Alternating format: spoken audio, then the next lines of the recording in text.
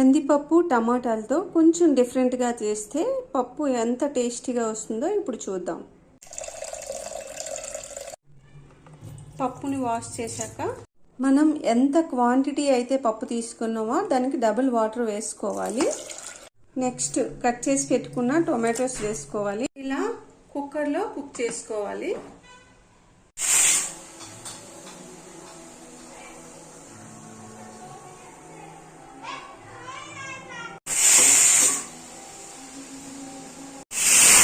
Whistles వచ్చాక stove off చేసుకోవాలి. ఇప్పుడు పప్పు టొమాటో తాలింపు కోసం కావాల్సిన ఇంగ్రీడియంట్స్ ఏంటంటే ఆవాలు, జీలకర్ర, కరివేపాకు, అలాగే వెల్లుల్లి క్రష్ చేసి పెట్టుకున్నవి. ఇవి ఏంటంటే వెల్లుల్లి ఎక్కువ వేసుకుంటే మంచి టేస్ట్ ఉంటుంది, అలాగే స్మెల్ కూడా బాగుంటుంది. స్టవ్ మీద బౌల్ పెట్టుకొని ఆయిల్ వేసుకోవాలి. ఆయిల్ హీట్ అయ్యాక పోపు దినుసులు వేసుకోవాలి. ఇందులో కొంచెం పసుపు, అలాగే కొంచెం కారం వేసుకోవాలి. అంతే, తాలింపు రెడీ. పప్పుని ఇలా స్మాష్ చేసుకోవాలి.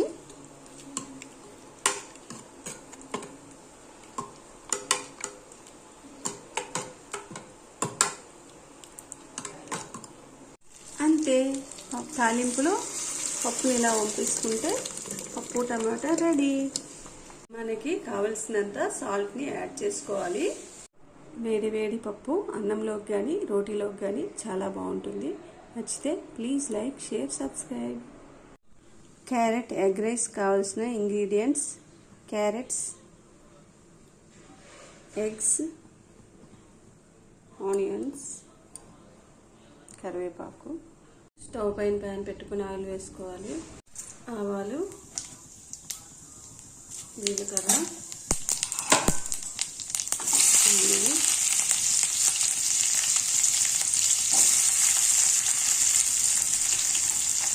క్యారెట్ వేసుకొని బాగా ఫ్రై చేయాలి. కరివేపాకు, కొంచెం సాల్ట్, బాగా కలుపుకొని మూత పెట్టుకోవాలి. ఇప్పుడు దీనిలోకి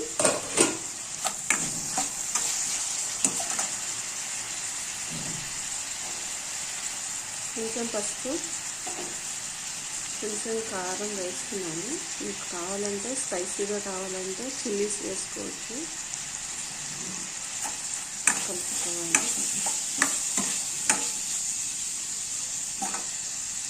ఇప్పుడు మూత తీసుకొని ముక్క మెత్తగా అయ్యాక ఎగ్స్ వేసుకోవాలి.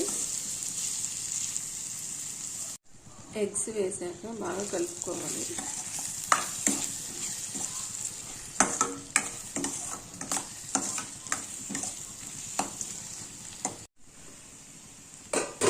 మూత తీసాక క్యారెట్ ఎగ్ ప్రిపేర్ అయిపోయిందండి.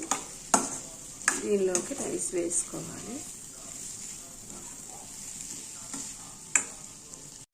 దీనిలోకి రైస్ వేసుకొని మొత్తం కలిసేలా కలుపుకోవాలి.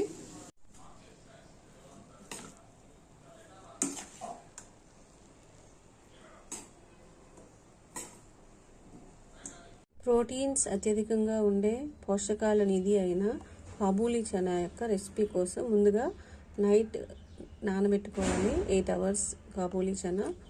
అందులో కొంచెం పొటాటో కట్ చేసి పెట్టుకోవాలి. రెండు కలిపి కుక్కర్లో వేసి 3 విజిల్స్ వరకు, ఒక 6 విజిల్స్ వరకు కుక్ చేస్తే మెత్తగా అవుతుంది. ఇప్పుడు స్టవ్ పైన ప్యాన్ పెట్టి ఆయిల్ వేసుకోవాలి. ఆయిల్ హీట్ అయ్యాక కొంచెం ఆవాలు, కొంచెం జీలకర్ర,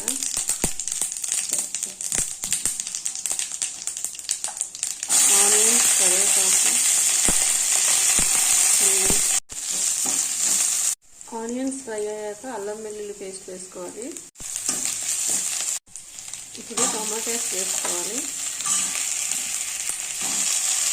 వేసుకోవాలి కొంచెం పసుపు, కొంచెం కారం వేసుకొని బాగా కలిపి మూత పెట్టుకోవాలి.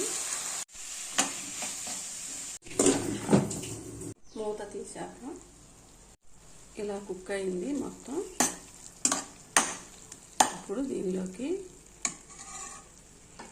కుక్కర్లో ఉడకబెట్టుకున్న ఈ మిశ్రమాన్ని వేసుకోవాలి.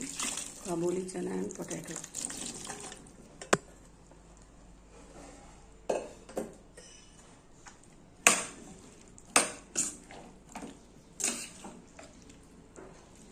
బాగా కలుపుకొని మూత పెట్టుకోవాలి. ఇప్పుడు మూత తీసుకుంటే కుక్ అయిపోయిందండి. Kabuli chana and potato mixed curry చాలా టేస్టీగా ప్రిపేర్ అయిపోయింది. ఈ కాబూలీ చనా శాకాహారులు తీసుకుంటే అత్యధికంగా ప్రోటీన్ను పొందవచ్చు. అలాగే ఇది గుండె ఆరోగ్యానికి మంచిది, బరువు నియంత్రణలో ఉంటుంది, అత్యధిక ప్రోటీన్లు ఫైబర్లు ఎక్కువగా ఉంటాయి. దీన్ని ప్రతిరోజు తీసుకోవచ్చు శాకాహారులు. దీనివల్ల కండరాల బలం కూడా పెరుగుతుంది. వీడియో నచ్చితే ప్లీజ్ లైక్, షేర్, సబ్స్క్రైబ్.